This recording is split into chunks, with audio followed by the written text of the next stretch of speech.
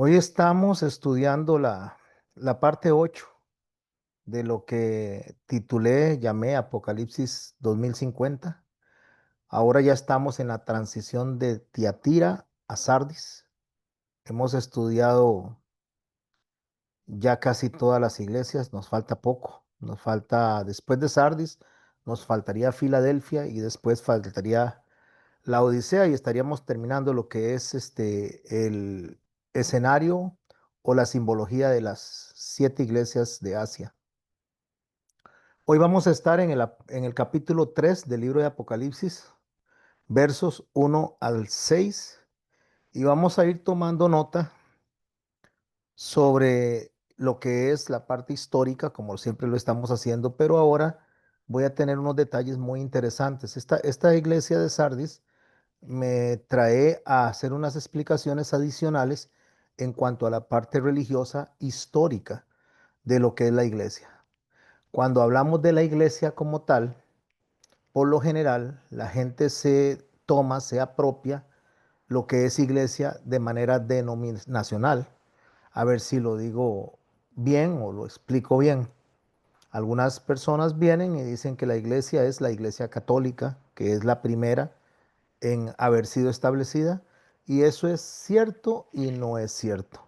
Es cierto en el sentido que en la historia eclesial la iglesia católica es la más vieja de los que salen después de la iglesia de Éfeso, porque la iglesia de Éfeso, la deseada, esa iglesia que se mantiene todavía en los tiempos de Esmirna, en una extensión donde se empiezan a sumar los gentiles, la iglesia de Éfeso, que era 100% judía, es la iglesia apostólica, esa es la primera iglesia. Después, en los tiempos de Esmirna, se empiezan a sumar lo que es los gentiles, y cuando se llega a Pérgamo es donde la iglesia se institucionaliza y nace lo que es la iglesia católica. Por eso ellos se dicen que son la iglesia católica, apostólica y romana. Apostólica porque vienen los apóstoles, lo cual es cierto, el cristianismo viene de los apóstoles. Romana porque se instituyó por Constantino, también es cierto, no fue instituida por el Señor Jesucristo, sino por Constantino. Y católica significa universal porque se sincretizaron con todas las demás iglesias. Pero realmente no es la original. La original es la iglesia en Éfeso, no de manera geográfica, sino de manera simbólica, como lo hemos venido aprendiendo. Después vamos a aprender de cómo en el paso del tiempo la iglesia se va subdividiendo y lo que nosotros vemos como iglesia no es la iglesia, o sea, no es el cuerpo de Cristo. La iglesia invisible que está en todas partes y está en todas las denominaciones, donde el Señor va a ir salvando a diferentes personas, donde Él le llama a esto otros rebaños, es básicamente lo que Dios ve.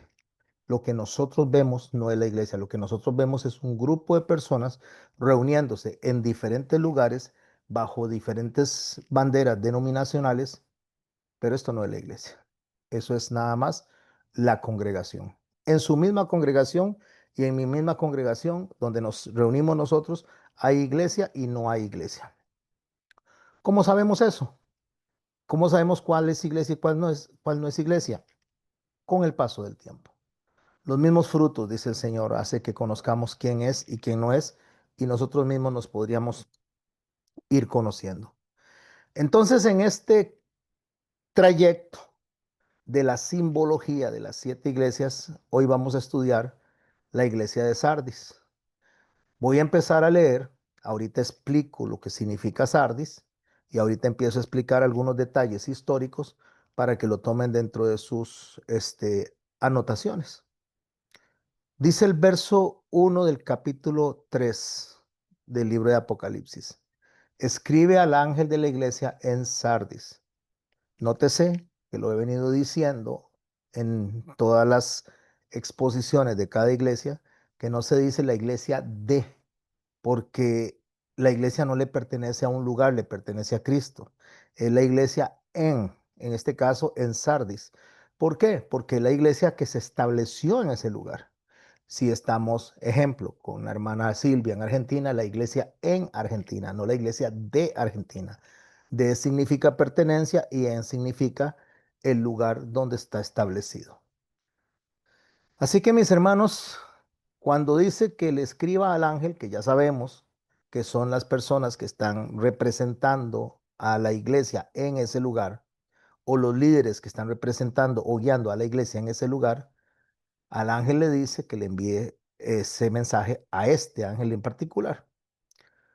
El que tiene los 7 espíritus de Dios y las 7 estrellas dice esto. En Apocalipsis 1:20 Jesús ya había explicado qué eran los 7 candeleros y habría hablado explicando qué eran las 7 iglesias, ambos. En este caso, si usted nota, hay una línea nueva donde dice los 7 espíritus de Dios. Esto no está mencionado antes. El candelero, que es la menorá, recuerde que representa la única luz que estaba en el tabernáculo, por lo tanto representa la única luz que debe de guiar y debe iluminar a la iglesia como institución, institución de Dios, no institución humana, subrayo, porque no queremos que digamos o nos digamos a nosotros mismos, bueno, pero es que la iglesia del siglo tercero, la iglesia católica, o la iglesia del siglo XV, que sería la iglesia reformada, son instituidas por Dios. No, Dios instituyó una iglesia. Y dentro de esa iglesia hay trigo y hay cizaña. Y hay gente que no es nada de la iglesia, simplemente como dijo Jesús, si se fueron es porque no están, no eran parte de nosotros. Cuando habla de la menorá, que son los candeleros, entonces está hablando de la presencia del Espíritu guiando a la iglesia. Dice el texto o nos enseña a nosotros que también, así como fue en el tabernáculo, lo hizo con Éfeso, guió a la iglesia en Éfeso, guió a la iglesia en Esmirna e inclusive guió a la iglesia en Pérgamo y Tiatira. ¿Cuándo? Cuando él caminaba en medio de los candeleros, representados o representando cada una de las iglesias. ¿Qué significa eso, mis hermanos y mis hermanas? Y esto es algo que me gustaría que le presten muchísima atención.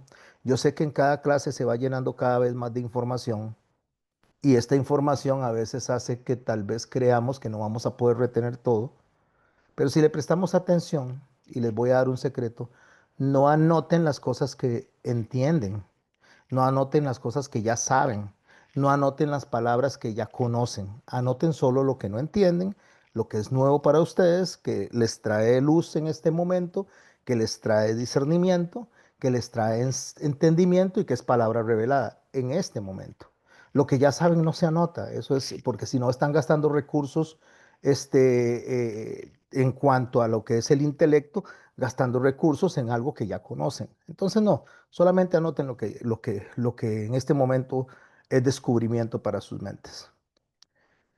Entonces, el Señor dice que Cristo, el que tiene en sus manos los candeleros y los candelabros y tiene las estrellas, camina en medio de esos candelabros. ¿Qué significa eso? Significa que la luz del Espíritu Santo que estaba guiando a esas iglesias en manera institucional, todavía, aún a pesar de sus errores, aún a pesar de las contaminaciones, todavía se mantenía caminando entre esas iglesias.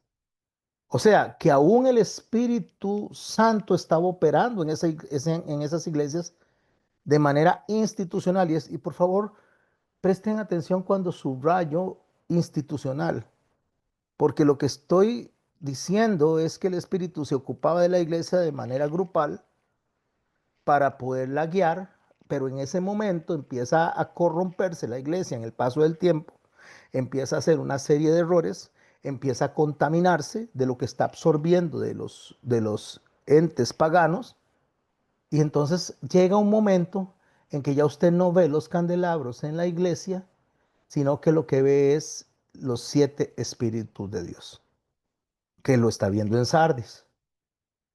Y vea qué interesante, mis hermanos y mis hermanas, que si usted no le presta atención a eso y lo lee de manera muy rápida, sin hacer un cuidado de cada una de las palabras, se pierde algo espectacular que está pasando en la iglesia en Sardis, a la cual le está diciendo y le está mencionando los 7 espíritus de Dios que están operando en ese momento. Entonces, cuando yo digo que en estas iglesias el Espíritu Santo estuvo operando de manera institucional, lo que quiero decir es que aún el llamado a la corrección se hacía a la sombra, no, a la sombra no sería, sería a la luz de los candelabros. O sea, a la luz de la institucionalidad, porque el candelabro dice que es la iglesia, son las iglesias, y las estrellas son los guías. Quitamos el candelabro en ese momento y entonces ya es el Espíritu de Dios o los 7 espíritus de Jehová los que están guiando para el momento de Sardis. Entonces, lo que sucede es que cuando hay un candelabro encendido, hay luz. Y donde hay luz, hay vida. Pero ¿qué pasó aquí? ¿Qué sucede? En la transición de Tiatira a Sardis, vemos como que si el fuego se hubiera apagado, o sea, como que si el candelabro se hubiera apagado. Y ya el Señor lo había advertido y había dicho que quitaría el candelabro. Entonces, cuando llegamos a Sardis, al capítulo 3 verso 1, algo cambia. ¿Y qué es lo que cambia? El que tiene los 7 espíritus de Dios y las 7 estrellas dice esto. ¿Notan el cambio? ¿Notan lo que estoy explicando? Las 7 estrellas se mantienen, o sea, se mantienen los líderes, se mantienen los guías, se mantienen, digamos, los pastores, las personas que están llevando el mensaje, pero cambia del candelabro al Espíritu de Dios o a los 7 espíritus de Dios. Aquí ya Jesús, ya Cristo no le está mencionando los 7 candeleros a Juan, porque la luz de los candeleros se había apagado. Ah, pastor, pero usted me está diciendo que la luz de los candeleros correspondía a la luz del Espíritu Santo. Entonces, estos 7 espíritus de Dios, ¿a qué corresponden?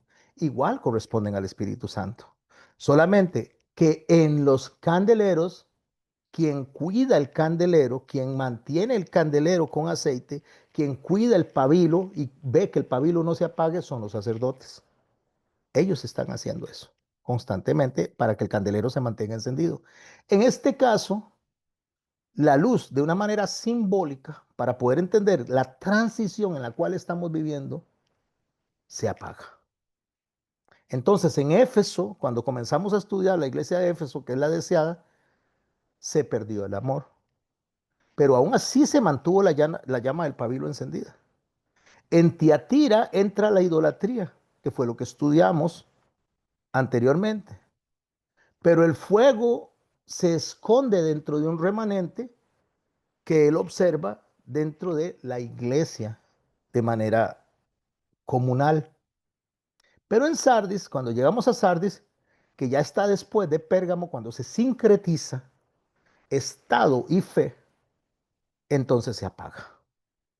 El candelero está presente, pero sin aceite. Entonces por eso es que ya el Señor se muestra él como el Espíritu guiando a la iglesia.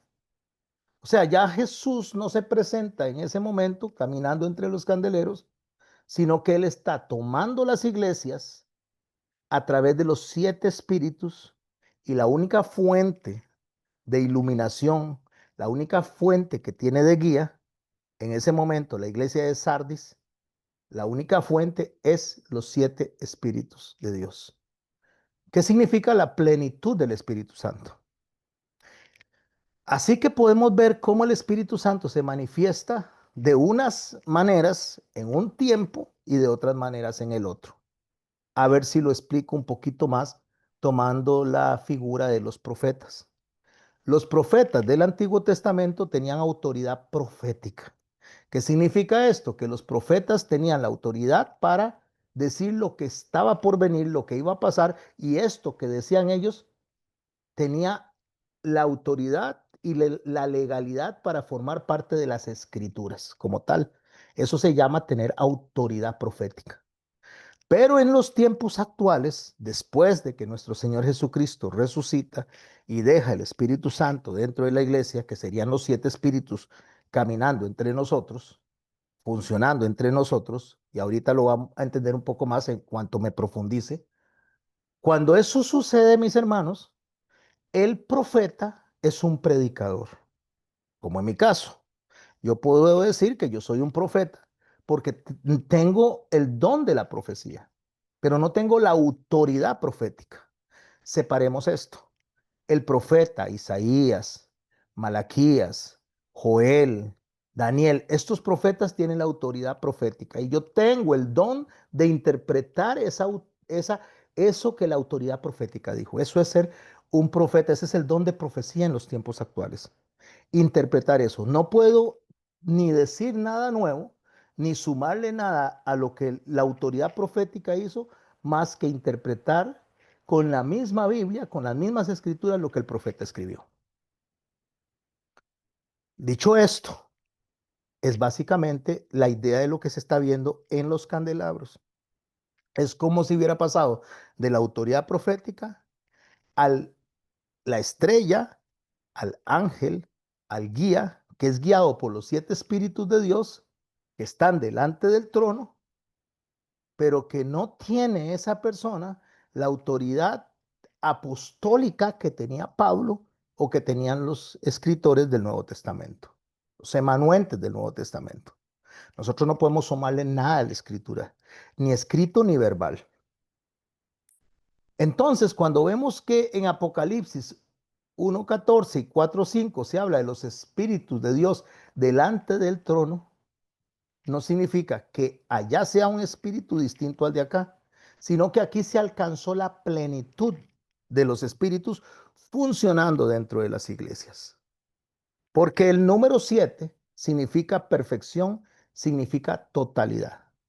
¿Qué son los 7 espíritus de Dios? Que nos dice a nosotros que es el pensamiento total de Dios, la manera de dirigir las mentes, Dios a través de la mente de Cristo. Para eso tendríamos que irnos a Isaías capítulo 11, verso 2, quien describe los 7 espíritus de Dios. Y los 7 espíritus de Dios son los siguientes. Espíritu de Jehová. Estamos hablando la mente de Jehová. Espíritu de sabiduría. Estamos hablando de la sabiduría de Jehová, no la sabiduría humana, sino la sabiduría de Jehová. Espíritu de inteligencia, no la inteligencia humana, sino la inteligencia de Jehová. Espíritu de consejo, no el consejo humano, sino el consejo de Jehová. Espíritu de poder, no poder humano, sino el poder de Jehová. Espíritu de conocimiento, no el conocimiento del ser humano, sino el conocimiento de Jehová. Y espíritu de temor de Jehová, que sería temerle a Dios como Él quiere ser temido, no tenerle miedo, sino tenerle temor. ¿Por qué digo y separo y hago énfasis entre el hombre y lo que es Jehová? Justamente porque tenemos que tener presente cómo se guía la iglesia a partir del momento en que los espíritus de Jehová se están moviendo y le son ofrecidos a la iglesia en Sardis. Porque en Sardis Cristo se está presentando como el portador de la plenitud del Espíritu Santo. ¿Qué significa esto? Significa que antes la iglesia vivía como una especie de porción mínima antes de ese momento y a partir de ese momento esa porción mínima es establecida a la plenitud. ¿Qué fue lo que pasó? ¿Perdió la iglesia el Espíritu Santo? No, no perdió la iglesia el Espíritu Santo, sino que se cumplió lo que Joel nos dejó a nosotros como profecía y lo que en Jeremías también se dice como profecía en el capítulo 31, que ya no nos hablaría a través de maestros, sino que nos hablaría directamente a la mente y al corazón. O sea, Cristo se revela en medio de su iglesia a aquel y aquella mujer, aquel hombre o aquella mujer que esté siendo obediente a su palabra. Entonces, las 7 estrellas, que son los 7 mensajeros en su mano, que se está repitiendo allá en capítulo 1, verso 16 de Apocalipsis, donde dice que tenía a la diestra las estrellas, es la misma aplicación para este momento.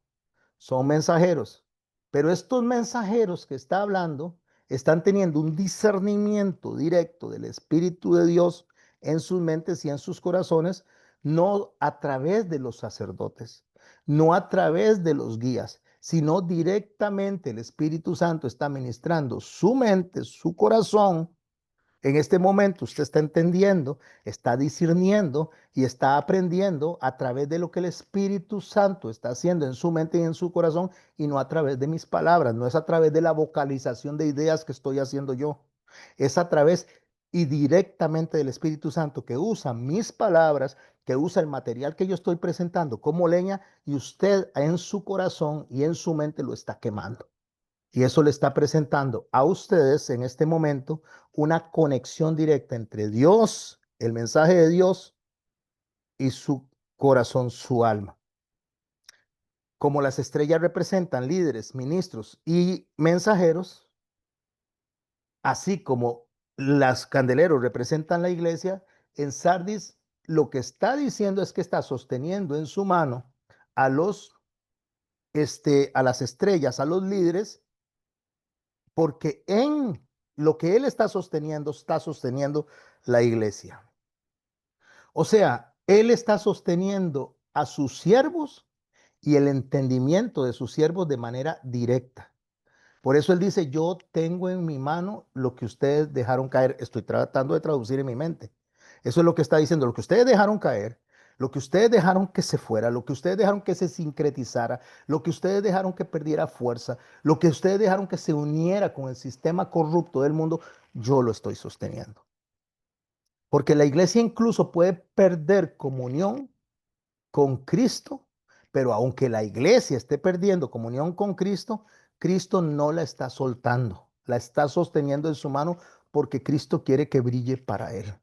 Entonces, mi hermano y mi hermana, usted y yo podemos ponernos un poquitico rebeldones, podemos ponernos un poquitico tal vez rogados para con Dios, empezamos a ausentarnos, empezamos a alejarnos de lo que el Señor nos viene enseñando, venimos a ser como el perro que vuelve al vómito o como la puerca que se empieza a revolcar en el cieno y el Señor nos va a volver a traer así porque estamos sellados por Él. El mensaje es claro para la iglesia de hoy, para la actualidad. Cuando la congregación misma apaga el fuego porque pierde interés, porque se empieza a envolver o a someter a cosas externas de la iglesia, Cristo no la suelta, la sostiene. O sea, lo que está diciendo, yo los tengo guardados en mi mano. Yo los tengo guardados en mi mano porque yo estoy buscando adoradores en espíritu y en verdad, y tales adoradores Dios busca que le adoren y es a los que Él arrastra hacia ti, hacia Él. Él encuentra esos corazones y los vuelve hacia Él. Yo no sé si usted lo ha experimentado, mi hermana. Yo no sé si usted lo ha experimentado, mi hermano, que usted se siente frío. Usted dice, ya no quiero ir. Usted le entra esa apatía. Pero viene el Señor y de una u otra manera lo vuelve a agarrar y le vuelve a levantar el ánimo. Porque los siete espíritus de Dios son la vida que fluye desde el trono, desde la fuente que es Cristo, para avivar a su pueblo, para avivar a su cuerpo, para avivar a su novia. Las siete estrellas que son los ministros, ciertamente siguen levantados, siguen guiando a la iglesia, pero resulta que estos ministros vamos a ver que ya no solo corresponde al que está al frente guiando, sino que hay personas dentro de todo el grupo que se conocen como el remanente. O sea, la iglesia moderna, la iglesia al llegar a Sardis, que estamos en el siglo XV, pierde el calderero como estructura, pero Cristo sigue llenando el aceite que los sacerdotes no están llenando. O sea, sí, el Señor está buscando los vasos, no en los templos, sino está buscando los vasos directamente. En el fuego que Él está poniendo, no está Él sosteniéndose ni ateniéndose al ser humano en sí, sino que Él mismo está marcando cada corazón para que cada corazón lo siga a Él. O sea, el simbolismo que estamos viendo aquí es perfecto. La iglesia podría perder, mis hermanos, la comunión con el Espíritu Santo. Por favor, préstele atención a lo que estoy diciendo. La iglesia puede perder la comunión con el Espíritu Santo y eso le pasó a Pérgamo.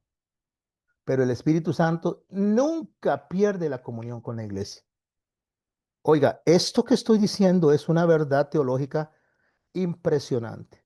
Usted se puede volver apático, yo me puedo volver apático, usted se puede poner lerdo espiritualmente, puede alejarse, puede decir, no, ya no quiero entrar a los estudios que está haciendo el pastor Garmendia, no, ya no me quiero congregar, pero hay una inquietud ahí que está martillando en el corazón que no lo deja alejarse más de lo necesario, que no la deja alejarse más de lo necesario, porque Cristo sigue sosteniendo en sus manos a todas las personas que Él escogió como remanente para que brillen con la plenitud del Espíritu Santo, de donde viene la luz ahora, que viene del trono. Ya no viene de los candelabros, viene del trono. Ahora, una vez dicho esto, quiero explicar lo que significa la palabra sardis para entender qué es lo que está pasando con estos corazones según lo que vengo explicando. Sardis significa los que escapan o significa los sobrevivientes. Lo podemos traducir a nuestra palabra remanente. Y remanente no es algo que sobra. La gente piensa que remanente es algo que sobró, algo que quedó. Entonces, habían 100 personas, 90 se fueron y 10 quedaron, eso fue lo que sobró. No, mis hermanos. Remanente no es lo que sobra, remanente es lo que Dios se guarda en medio de la confusión, en medio de las personas que están haciendo lo mal. Ahí hay un grupo de personas que se guarda el Señor para él como remanente. En cada iglesia hay gente que está guardando la palabra en su corazón de manera fiel, incluso aunque la estén predicando ah, a ver, aunque la estén predicando mal desde el púlpito, la palabra está siendo discernida, la palabra está siendo entendida, la palabra está siendo pesada como los habitantes de Berea. Que cuando Pablo se iba, los habitantes de Berea revisaban si lo que Pablo estaba diciendo era conforme a las escrituras. Tomaban lo que era de provecho y desechaban lo que no era de provecho. En el caso de Pablo, todo era de provecho. Pero en nuestra actualidad, mis hermanos, si hay una persona que se para al frente y empieza a hacer una predicación que es bíblica en ciertas fases y no bíblica en otras, se toma lo que es bíblico, se atesora, porque eso es lo que hace ese grupo que está haciendo un remanente, que está siendo guardado, y ese grupo me refiero a esos corazones que están guardando el testimonio de Cristo, lo guardan, lo atesoran, y en algún momento el Señor va a venir y va a empezar a contagiar a los que le rodean a estas personas. Entonces, ¿qué fue lo que pasó? Que el primer testimonio realmente se está dando en los tiempos de Sardis, mientras Éfeso, Esmirna, Pérgamo y Tiatira representan movimientos o sistemas institucionales como tal, siendo la iglesia parte de, y cuando hablo de la iglesia, estoy hablando de la iglesia que Dios ve, no la que usted y yo vemos, siendo esta iglesia un sistema, Sardis es el primero, es la primera de las figuras en las iglesias de Asia cuyo nombre no está aludiendo a ninguna posición, sino que está aludiendo a personas que tienen que sobrevivir dentro de un sistema. O sea, lo que estoy diciendo, mis hermanos y mis hermanas, tratando de ser lo más claro posible, tratando de decir las mejores palabras, que el resultado en Sardis es una iglesia que se derrumba institucionalmente, pero empieza a resaltar dentro de la institución un grupo de personas que no se rinde. Ese es el eco que se escucha de la promesa de Isaías. Si usted va a Isaías 37, verso 32, dice, de Sión saldrá un remanente y del monte de Sión los que se salven. Vuelvo a repetirlo, subraye, anótelo y léalo cuando esté solito, cuando esté solita. De Sión saldrá un remanente. Sión representa la autoridad, Sión representa el reino, Sión representa, no estoy hablando del pueblo geográfico de Israel, estoy hablando de la figura de Sión como tal, de lo que es el Cristo exaltado, de lo que es el Cristo entronado, de lo que es el Cristo con toda potestad. Cuando Él dice, toda potestad me ha sido dada en los cielos, me ha sido dada en la tierra y lo que está debajo de la tierra. Donde en Filipenses capítulo 2 dice claramente que porque Él no escatimó ser como Dios, sino que se hizo hombre para morir una muerte en cruz, Por esa razón, toda lengua y toda rodilla confiesa, toda rodilla se dobla y toda lengua confiesa que Él es el Señor. Entonces, el resultado que estamos viendo aquí, por primera vez, es que ya no es institucionalmente que está funcionando esto, sino que Dios está poniendo en ese remanente la mente de Cristo para que se guarde de lo que está pasando durante el tiempo del matrimonio, durante el tiempo de Pérgamo. Entonces, Sardis no está representando a toda la iglesia reformada. Si no está representando en Sardis, está hablándole a un pequeño grupo que aún respira dentro de la iglesia reformada. A ver si lo explico un poco mejor, mis hermanos, porque esto se va poniendo cada vez más grueso, cada vez vamos a tener más posta, cada vez más tenemos que tener más cuidado a la hora de entrar en detalle en cada uno de estos temas y en cada una de estas figuras. Sale la iglesia de Éfeso. La iglesia de Éfeso es la iglesia apostólica. Esta iglesia está siendo perseguida durante los tiempos de Esmirna. Ya no solo son los apóstoles, sino que hay gentiles sumados en esa persecución hasta el siglo tercero. Entonces, en Pérgamo se casa con el Estado y donde se une con el Estado, entonces esta iglesia de los tiempos primeros del primer siglo, entonces se sincretiza con con las fiestas, con los ritos, con los símbolos paganos, se sincretiza. Y una vez que se sincretiza, pasado el tiempo, viene y hay unos que quieren escapar de eso porque saben que están sometidos a un pensamiento humano, a una institucionalidad establecida por hombres y Dios viene y pone de su mente, los 7 espíritus de Jehová y los separa. Eso que se separa, estamos hablando que es la iglesia reformada. Y ahorita voy a hablar un poquito más de la iglesia reformada. No es la iglesia evangélica. La iglesia evangélica será la iglesia de Filadelfia. Estoy hablando de la iglesia reformada, allá en el siglo XV. Se separa, pero toda la iglesia reformada no es Sardis. Dentro de la iglesia reformada está Sardis. O sea, que aunque la estructura se había apagado eclesial, él estaba manteniendo una llama dentro de los que le pertenecen a él. O sea, que el espíritu no estaba perdido. El espíritu está resguardado porque el espíritu no opera dentro de un sistema. El cuerpo institucional está muerto. Me refiero no al cuerpo de Cristo, sino a la organización que se hizo de personas. Está muerta. Pero los corazones fieles están dentro de los muertos. Hay vivos dentro de los muertos. Hay gente que está como un remanente dentro del sistema, que incluso no han podido salir dentro de ese sistema, pero lo pueden renovar, que es lo que va a pasar cuando lleguemos a Filadelfia. Entonces, eso nos recuerda a nosotros cuando Elías estuvo en la cueva, que él creía que estaba solo y él le decía a Dios que solo él había quedado. Entonces el Señor le dice que no, que él se ha guardado a más personas, que se ha guardado a 7,000 más.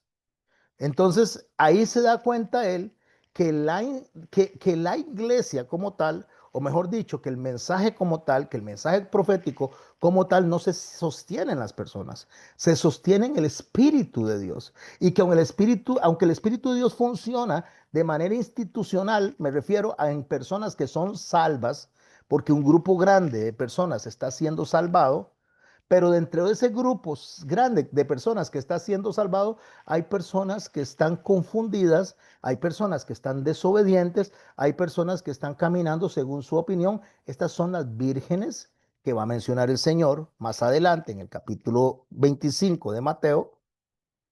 Y estas vírgenes que son las sensatas son el remanente y las insensatas son las que son salvas pero necesitan corrección, necesitan arrepentimiento. De la misma manera, en esos días de Elías se está dando cuenta de lo mismo, que habían 7,000 varones que no habían doblado rodillas a Baal, y él pensaba que él estaba solito. Pero esto del número 7 que vuelve a sonar aquí, y vuelve a sonar en las 7 estrellas y vuelve a sonar en los 7 espíritus, lo que está hablando es que Dios se guarda un remanente perfecto, que el Señor se preserva toda una generación a lo largo del tiempo, a lo largo de los años, a lo largo de la historia. Entonces, las 7 estrellas que están hablando de mensajeros que no están apagados, estas 7 estrellas que están representando líderes, profetas, siervos, siervas, son voces vivas de Él, voces vivas del testimonio de Cristo que no se han contaminado, aunque están rodeados de muerte espiritual, están rodeados de puros muertos, están rodeados de gente que tal vez está predicando cosas totalmente antibíblicas, están rodeados de personas que están sumergidos en la oscuridad, no necesariamente que van a perderse o se van a ir al infierno o al lago de fuego, pero están en ignorancia, están en oscuridad. Entonces la lámpara que sigue brillando ya no es el candelabro. La lámpara que brilla ahí son personas que están siendo testimonio de la luz de la mente de Cristo. Entonces Cristo se está guardando esta luz hasta el día en que amanezca. En medio de la oscuridad es como que si pusiera una candelita en medio de la oscuridad esperando que amanezca. O sea, en otras palabras, mis hermanos, la institución que estaba descrita en los primeros capítulos como candelabro, ya no está brillando. Pero el Señor está sosteniendo a cada uno de sus hijos a través de su mente, lo que nos enseña a nosotros que ya en Sardis la estructura eclesiástica no es la que sostiene al pueblo de Dios, sino la soberanía de Dios. Por eso es que le dice el Señor a la iglesia de Sardis las siguientes palabras. Y espero que después de esta explicación le quede a usted muy claro esto que voy a leer. Pero tienes unas pocas personas en Sardis que no han manchado sus vestiduras y andan conmigo en vestiduras blancas. Eso que acabo de decir, todo eso que acabo de explicar, es lo que está diciendo Apocalipsis 3:4. Ahí en medio de la institución, en medio de ese montón de personas, hay gente que anda conmigo en santidad, porque no se ha manchado, que no se ha contaminado, que es el eco de lo que Daniel dijo. Daniel llegó a Babilonia, le cambiaron sus ropas, le cambiaron lo que comía, le cambiaron el idioma, pero él propuso en su corazón no contaminarse. Aunque vivía en Babilonia, no contaminó su corazón.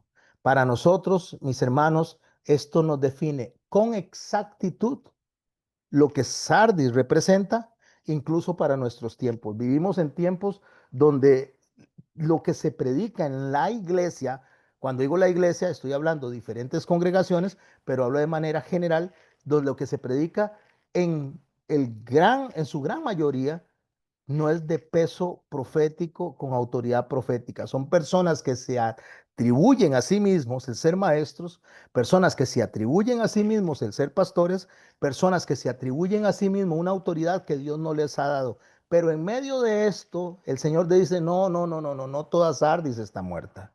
En medio de Sardis hay un grupo, un remanente que está vivo, que está limpio y que está fiel. Y este grupo no sale inmediatamente del sistema, se mantiene en el sistema. Este grupo que está dando testimonio de Dios a sí mismo y a los que están reconociendo la palabra de Dios de manera correcta, se va a abrir una puerta más adelante que se llama la iglesia en Filadelfia. No olviden esto, porque la iglesia en Filadelfia es la iglesia pentecostal, es la iglesia evangélica, es la iglesia que ya empieza a tener manifestaciones del Espíritu Santo, a presentar obras del Espíritu Santo. Todo esto es lo que está presentándose en Filadelfia. No voy a profundizar en ella porque es la que vamos a estudiar el lunes. Los fieles de Sardis, mis hermanos, son la primicia de la iglesia de Filadelfia. Es el remanente que está guardado en medio de la iglesia protestante, la iglesia que protesta a la iglesia católica, pero que mantiene un vínculo con la iglesia católica. Pero de ahí, de ese remanente, que es una de las hijas de la gran ramera, lo explicaremos cuando lleguemos a ese capítulo, sale lo que es la iglesia de Sardis, o lo que sería la iglesia de la Reforma. Y de ahí sale la iglesia evangélica, que sería otra de las hijitas. O sea, lo que escapa de la muerte en ese momento se convierte en nueva vida. El símbolo profético, mis hermanos, de Sardis es el papel profético que se presenta ahí en tres direcciones. Primero, escapa del formalismo religioso. No se está revelando, sino que tiene un hambre espiritual y resulta que se les predica en otro idioma que no entienden. Se usa una Biblia en un idioma que no la pueden leer. Entonces, estas personas no soportan tener una fe sin fuego, porque el candelabro no está, una fe sin púlpito y sin presencia de Dios, porque quien está guiando es el hombre con su opinión. Entonces estos creyentes en Sardis anhelan al Dios vivo. Están anhelando no solo la doctrina, no solo la Biblia, sino a Dios en todas las dimensiones. Ese es el primer propósito profético de las direcciones que estamos leyendo en Sardis. El segundo es guardar el depósito. Aunque el sistema está muerto, ellos conservan la esencia del evangelio. Aunque el sistema esté muerto, mis hermanos, a donde usted se congrega, donde yo me congrego, nosotros vamos a guardar la esencia del evangelio, la palabra, la fe, el amor al prójimo, la comunión con Cristo. Es tener una vida activa en el Espíritu Santo en medio del error. Entonces esto va a tener un tercer punto que nos va a llevar a Filadelfia, porque de esta iglesia van a ser justamente un grupo, un cuerpo de personas, una puerta abierta al amor fraternal, que es lo que significa Filadelfia, amor fraterno. Las personas que guardan la palabra. Entonces, Filadelfia no es una nueva institución, sino un remanente que salió de Sardis y estuvo guardado ahí en secreto. Hoy mismo se repite, mis hermanos, eso es lo que nosotros estamos viviendo. En medio del cristianismo moderno que está saturado de métodos, de estructuras, de apariencias, de entretenimiento, de fiestas que no son de Dios, hay un remanente que está guardado, está silencioso, está encendido, no está apagado, no se vende, no se mezcla, no busca el aplauso, no manipula, está ahí quedito. No siempre estará en el púlpito. A veces está en las casas como ustedes. A veces estaremos comunicándonos a través de Zoom. Podría ser que la hermana Silvia, allá donde está, ella se sienta fuera de foco. Pero ese remanente puede estar comunicándose con nosotros y todo este remanente se está comunicando a través de un Zoom. Así que no necesariamente está en la casa ni está en el púlpito. No necesariamente está en el templo, pero estamos intercediendo como cuerpo delante de Dios por la iglesia y por las personas que están en el error. No siempre somos multitudes, no lo seremos porque la iglesia de Dios y el remanente no es de multitudes, pero estamos tratando de guardarnos en pureza para Cristo. Estos son los que se escapan. Esta Sardis se escapa de Pérgamo. Y entonces ahí, en medio de Sardis, está guardándose un remanente que se va a llamar Filadelfia. Mientras muchas personas se congregan para mostrar fe, el remanente se congrega para mostrar la presencia de Dios. Esto es importante. Por favor, escuche mis palabras. Las escojo muy cuidadosamente. Las palabras tienen poder. Las palabras son importantes. No se dice por decir. No se para uno en un púlpito para lanzar palabras solo por lanzarlas. El púlpito no es un lugar de chiste. El púlpito no es un lugar de entretenimiento. El púlpito no es un circo. Debemos ser responsables con lo que estamos diciendo de parte de Dios. Hay muchas personas que pueden estar presentando fe, incluso a través de entretener a las personas para que no se sientan mal, para que no se vayan, pero nosotros estamos en la obligación de reunirnos para conservar la presencia de Dios. A estas personas le dice él, continuando el texto que estamos leyendo de Apocalipsis, yo conozco tus obras, que tienen nombre de que vives y estás muerta. ¿Puede entender lo que acabo de explicar? Dice que vives, está muerto. Pero en dentro del muerto, el muerto no es que va a ir al infierno, el muerto es que perdió propósito. El muerto significa no que dejó de respirar, sino que lo que tenía que hacer no lo está haciendo. Muerto en los términos bíblicos, que es tamé, significa que está sucio y para que cumpla el propósito debe estar limpio. A ver si lo explico para los que no han en este momento, hasta el día de hoy, escuchado esa palabra. Hay dos palabras para representar a la iglesia, para representar las cosas del Señor en hebreo. Una es tamé y la otra es taor. Taor es algo que está limpio, algo que está utilizable, algo que cumple propósito, algo que está como una puerta abierta. Y tamé es algo sucio, algo que no cumple propósito, algo que está como una puerta cerrada.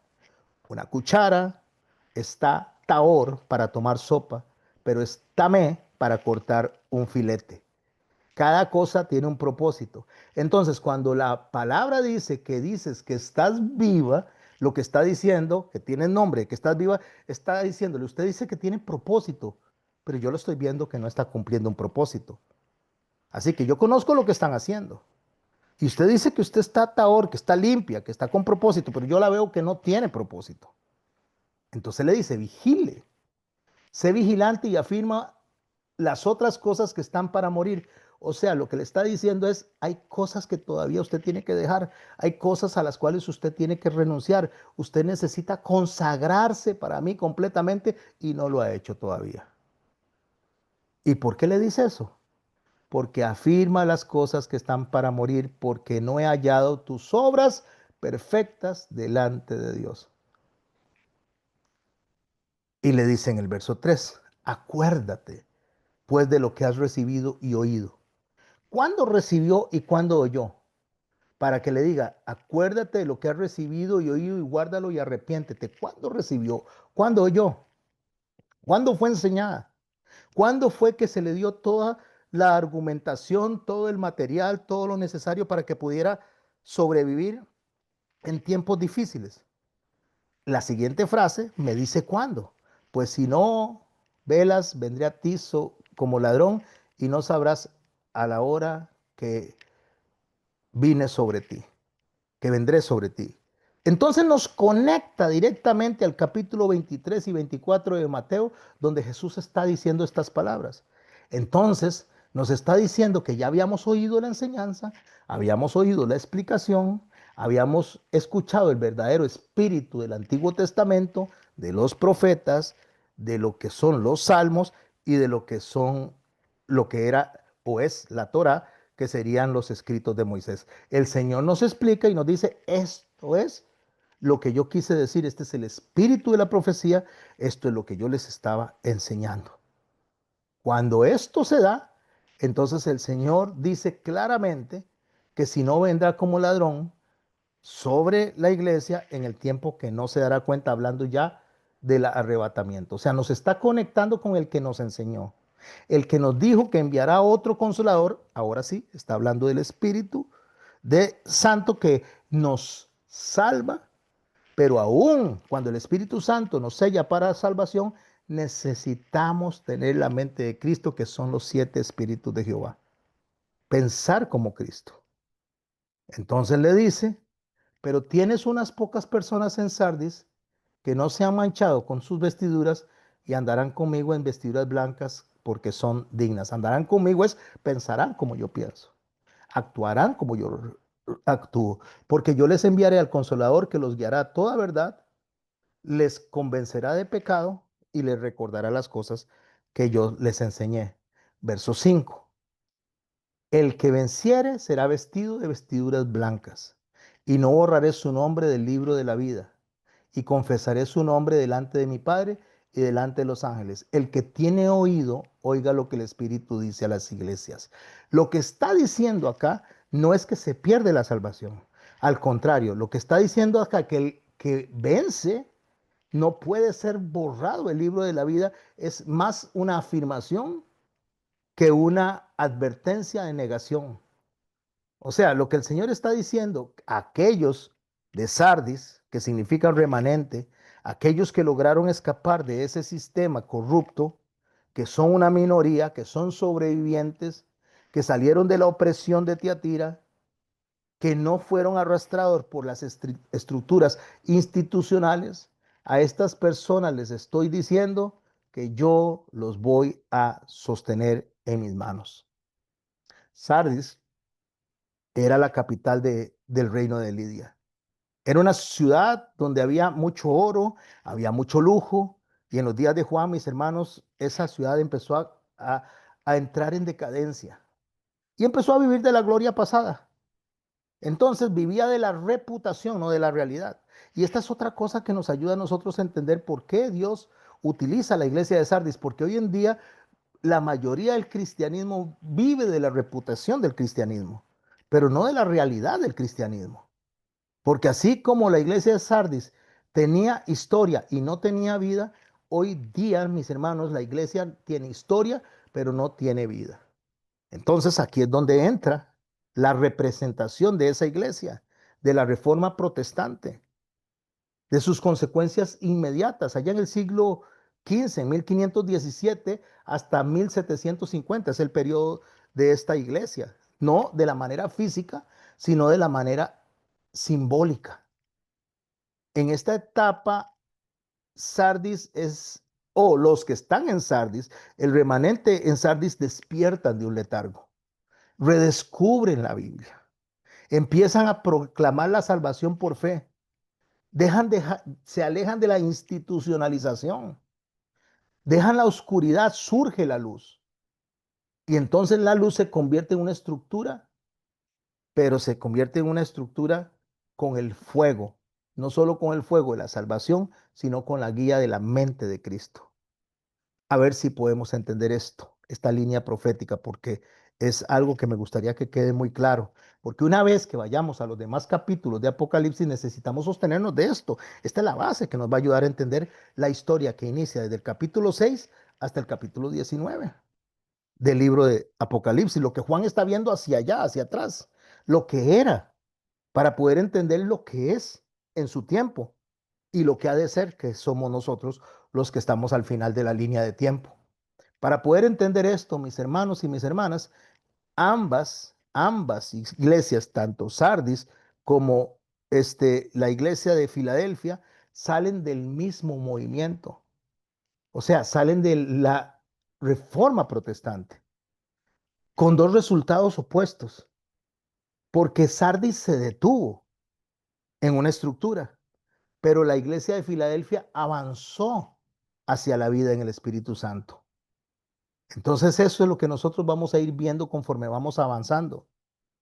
Voy a hablar de la primera estructura, voy a hablar de la reforma doctrinal, que no tuvo reforma del corazón. Tuvo reforma doctrinal, pero no reforma del corazón.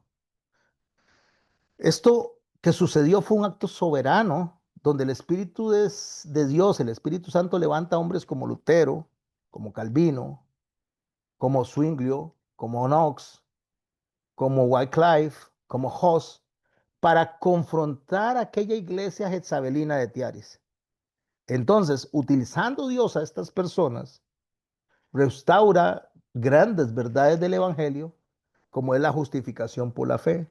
Romanos 1:17, es por gracia, no es por obras.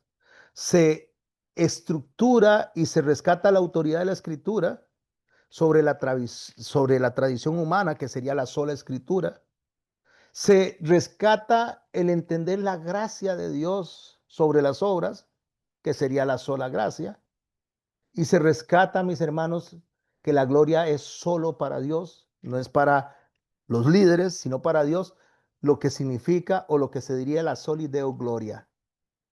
Estas son las lámparas que se encendieron en el momento en que Sardis se separa de Tiatira.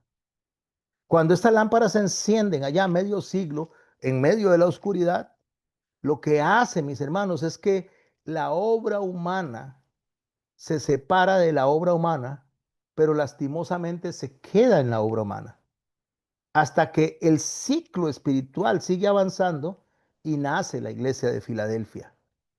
En Sardis se logró algo, se rompió el dominio del sistema religioso, que era Tiatira. Se le devuelve la Biblia al pueblo. La gente ya puede leer en su idioma. Se producen nuevas traducciones, salen himnos, sale predicación pública, se reabre todo lo que es la puerta del conocimiento bíblico. Pero resulta, mis hermanos, que cae la iglesia de la Reforma también en una obra muerta. Por eso él le dice en el capítulo 3, en el verso 3 de Apocalipsis, acuérdate de lo que has recibido y has oído y guárdalo.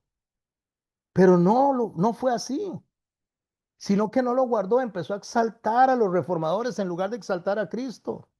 Salieron mentiras tras mentiras y empezaron a alejarse del propósito para el cual habían sido llamados. Entonces, por eso era una iglesia muerta, pero que tenía un remanente vivo. Para darle un ejemplo, solo para darle un ejemplo y para que tengan una idea cómo las mentiras circulan por todo lado. Se le asigna a Martín Lutero la traducción de la palabra de Dios e incluso se dice que gracias a Martín Lutero nosotros tenemos la Biblia en nuestro idioma. Y de los púlpitos de la mayoría de las iglesias evangélicas alrededor del mundo se le da una semana a la Reforma, se le da una semana a Lutero, e incluso se sienta a Cristo en las sillas porque se habla más de Lutero que de Cristo. Se habla más de Lutero que de la palabra de Dios. Se llevan películas de Lutero, se llevan un montón de cosas de Lutero y no voy a entrar en detalles de Lutero como ser humano, como que era antisionista también, perseguidor de judíos. No voy a entrar en eso, solo voy a entrar en el detalle de que se le asigna a Lutero algo que no es verdad. Que la palabra de Dios fue cambiada gracias a que Lutero fue el que revolucionó esto. Y no, mis hermanos, durante la edad de Tiatira, durante la Edad Media, que permanece el latín en medio de la predicación, nace la Vulgata Latina en el siglo cuarto, mucho antes de Lutero. El pueblo no tenía acceso a las escrituras, no podía leerla más que en la lengua del latín. Y claro, por supuesto que eso hacía un montón de gente ignorante dentro de la iglesia.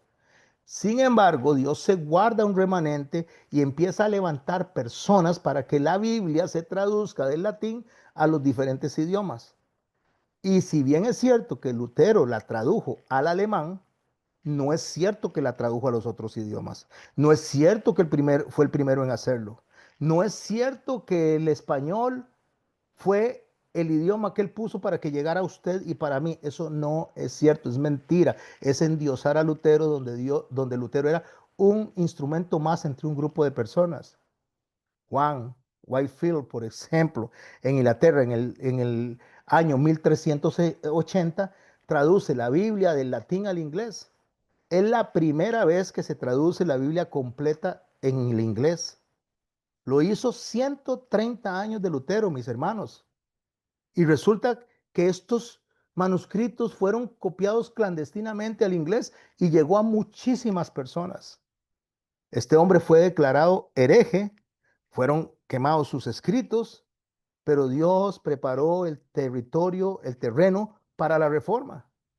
Así que mis hermanos, este Wycliffe fue un hombre que brilló en la oscuridad de Tiatira.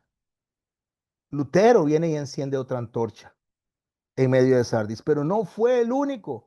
Otro, para darle otro ejemplo, y le puedo dar varios, además le voy a dar los más posibles, para que no se dejen engañar, para que cuando ustedes vean que se está perdiendo tiempo hablando de Lutero en un púlpito, hablen de Jesucristo. Estamos llamados para hablar de Cristo, no de nadie más.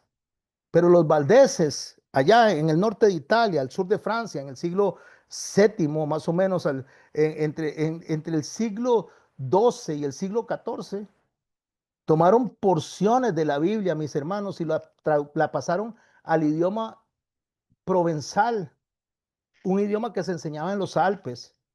Esa era la iglesia común en los Alpes. Entonces, claro, el papado empezó a perseguir a estas personas que estaban antes de Lutero. Lutero fue como el clímax, como Calvino fue como el clímax. Estas personas fueron perseguidas también.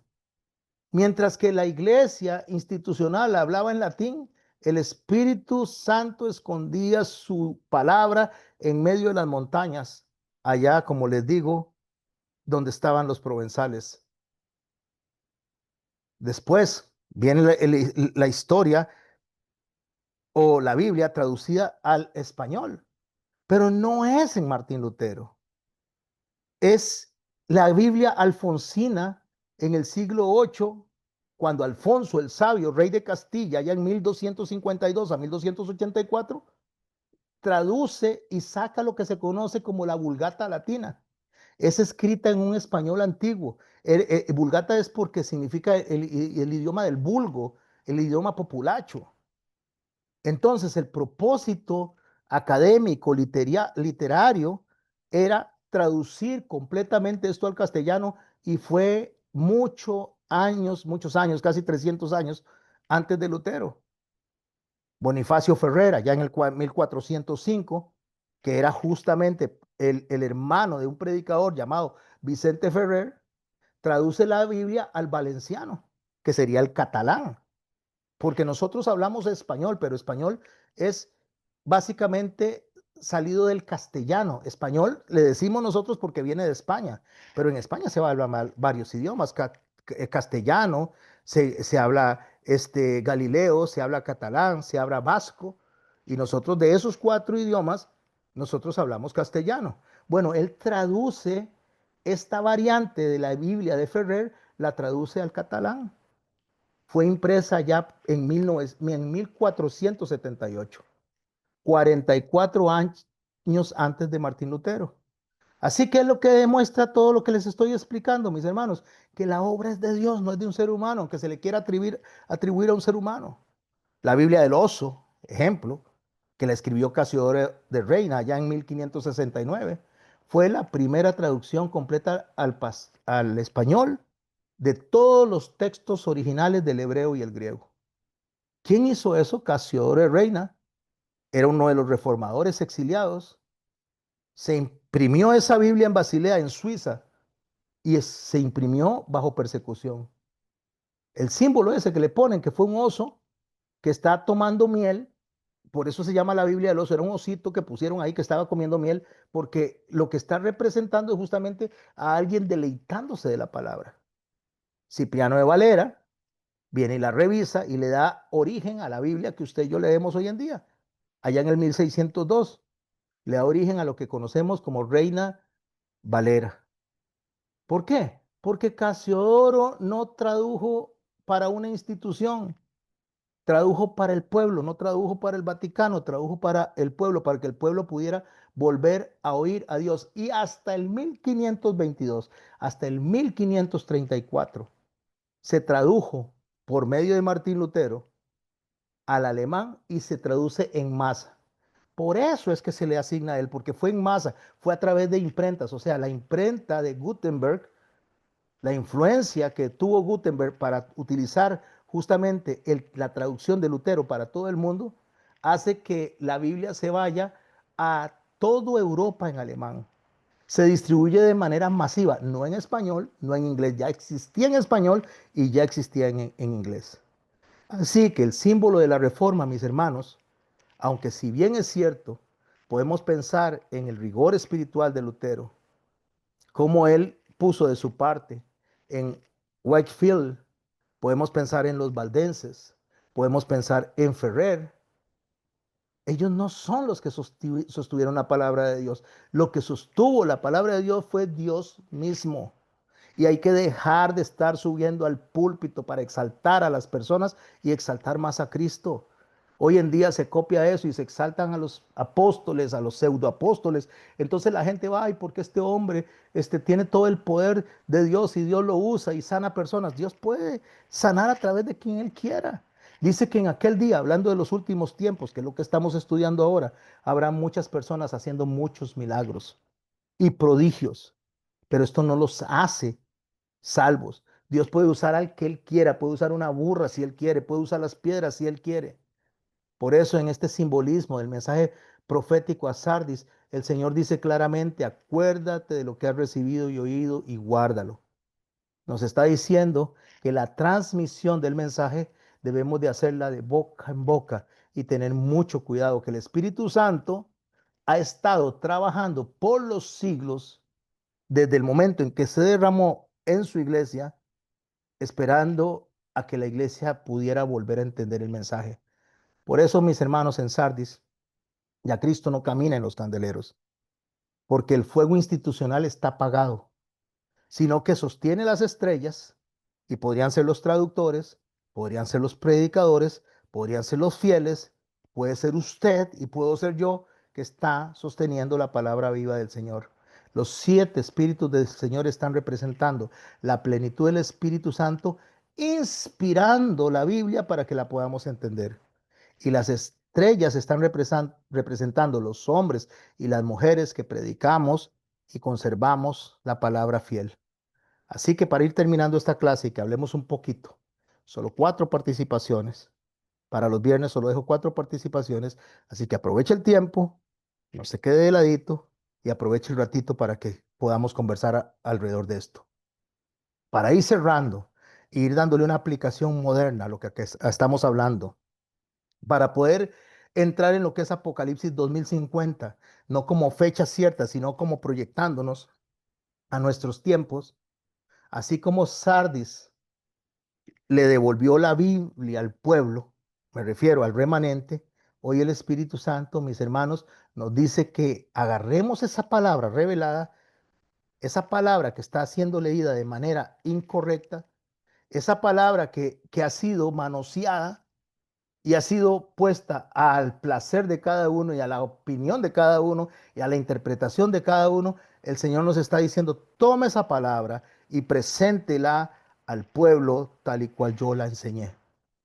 Porque la iglesia de la Reforma lo que hizo fue abrir los ojos.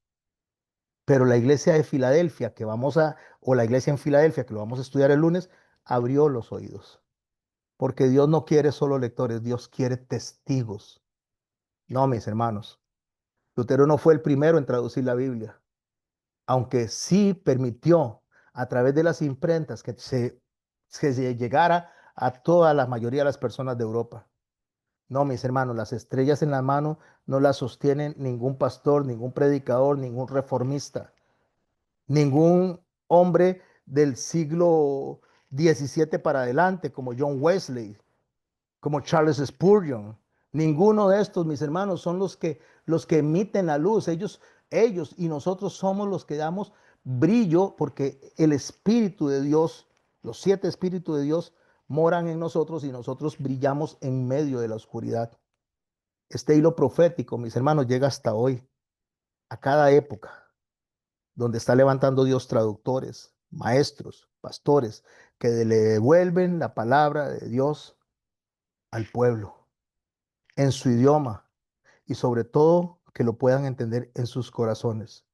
Así que, mis hermanos, lo que se había convertido en credos intocables, lo que la iglesia luterana, anglicana, reformada tenía bajo el control de los gobiernos, el Espíritu Santo lo reemplaza por un mensaje teológico con un verdadero razonamiento para el ser humano, donde la santidad ya no es simplemente una ortodoxia, donde hay un verdadero mensaje espiritual bien estructurado, donde usted y yo nos convertimos en mensajeros del Señor. Tú tienes nombre de que vives y estás muerta, le dijo el Señor, porque predicaban sin pasión, porque tenían una liturgia sin presencia, porque tenían conocimiento sin revelación. Llenas las iglesias de personas, pero vacías en el poder del Espíritu Santo. Así que, mis hermanos, es el amanecer. Es el momento en ver el sol salir. Son los últimos tiempos. Son los tiempos en que usted tiene que tener la lámpara encendida y aceite extra. Y espero, mis hermanos y mis hermanas, ser parte de esto, ser parte de esta reforma, ser parte de este remanente que le traiga a usted palabra para que usted sea parte de este remanente y le lleve palabra a otras personas. Con esto quedamos de cara a Filadelfia, donde está el verdadero despertar espiritual en el tiempo de la iglesia desde que originó en Éfeso. Así que, mis hermanos, muchas gracias a los que me están escuchando en YouTube. Les ruego que sigan el canal, les ruego que pongan me gusta, les ruego que compartan a otras personas y les voy a pedir, mis hermanos y mis hermanas, que si Dios lo permite, me sigan y escuchemos un mensaje más este lunes próximo. Dejo de grabar en este momento